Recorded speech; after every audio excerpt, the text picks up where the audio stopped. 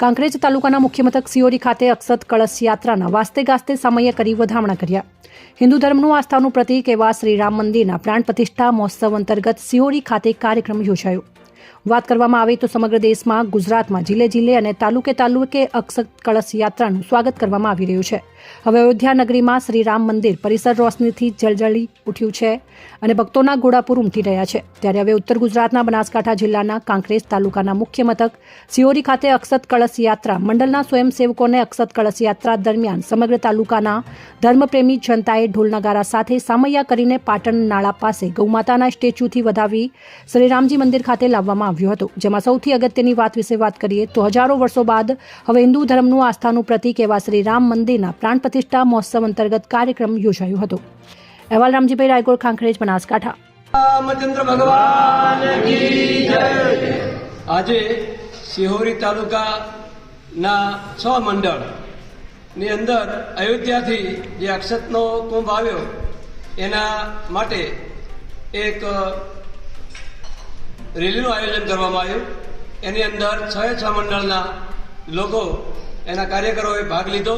ખૂબ આનંદ ઉલ્લાસપૂર્વક એ વાજતે ગાજતે અક્ષતના કુંભ લેવા માટે એ સિહોરી જે નાળું છે, પાટણ નાળું, એ ગૌ માતાના મંદિર સુધી ગયા.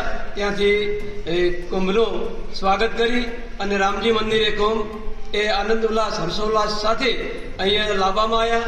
અહીંયા રામજીની આરતીનું આયોજન કરવામાં આવ્યું અને એની અંદર બધાની બેઠક કરવામાં આવી અને અયોધ્યાની અંદર જે પ્રોગ્રામ થાય છે એની માહિતી આપવામાં આવી અને દરેકને સૂચના આપવામાં આવી કે રામાયણની અંદર ભગવાન રામ જ્યારે સીતાજીનું હરણ કરી અને રાવણ લઈ ગયો, એ પુલ બનાવવા માટે જેમ પોતપોતાની શક્તિ પ્રમાણેનું કામ દરેકે કર્યું, એમાં ખિસકોલીએ પણ પોતાનાથી બને એવું કામ કર્યું.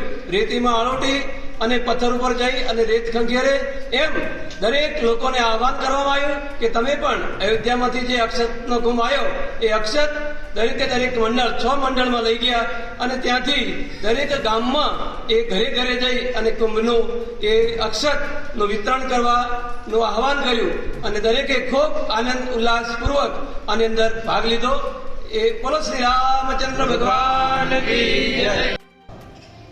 અયોધ્યાથી અહીંયા સિહોરી તાલુકામાં જે અક્ષત તેઓ પૂજન કરી અને સિહોરી તાલુકા જગ્યાએ પધાર્યા. ત્યાં ગૌ માતાની પ્રતિમા આગળ એનું વધામણા કરી સિહોરીની અંદર લાવ્યા. સિહોરી અંદરથી પછી જે માહિતી આપવાની હતી અયોધ્યા મંદિર વિશે, જે એને અક્ષત ઘેર ઘેર પહોંચાડવાના હતા, એ રીતે માહિતી આપી. એ પછી દરેક આ અક્ષતના જે કુંભ છે એ સિહોરી મંડળમાં આવેલા સિહોરી તાલુકામાં આવેલા 6 મંડળના દરેક મંડળ સ્થાને પહોંચશે. ત્યાં પણ ત્યાંની શોભાયાત્રા નીકળશે અને અક્ષતનું પૂજન થશે અને એ અક્ષતના પૂજન કર્યા બાદ તારીખ 1/24થી 15/1/24 સુધી એનું આમંત્રણ આપવા માટે ઘેર ઘેર જવાનું છે.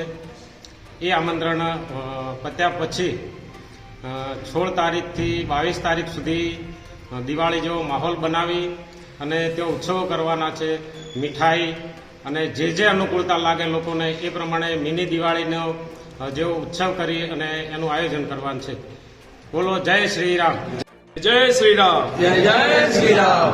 શ્રી રામ મંદિર અયોધ્યા પ્રાણ પ્રતિષ્ઠા મહોત્સવ અંતર્ગત શ્રી અયોધ્યા ધામથી પૂજિત અક્ષત જે તારીખ 1થી 15 જાન્યુઆરી સુધીમાં જે પ્રત્યેક હિન્દુના ઘરે જે અક્ષત પહોંચાડવાનું જે અભિયાન છે અને એ અભિયાન અંતર્ગત આપણે ગૌનગરી સિહોરી ખાતે આજે મહાકુંભનું આપણે સરસ મજાની રીતે આપણે સ્વાગત કરવામાં આવ્યું અને જેની અંદર બહોળી માત્રાની હિન્દુ સંગઠનો તથા બહોળી માત્રાની અંદર 18 વર્ગના લોકો જોડાયા અને ખરેખર ખૂબ મજા આવી ગઈ. અને વિશેષ વાત એ છે, ભગવાન શ્રી રામચંદ્રજીનું પ્રાર્થના કરું છું કે આજ દિન નિમિત્તે તમારા જે આદર્શો છે એ આદર્શો તમામ રામ ભક્તમાં પ્રસ્થાપિત પામે. જય હિન્દ, જય શ્રી રામ.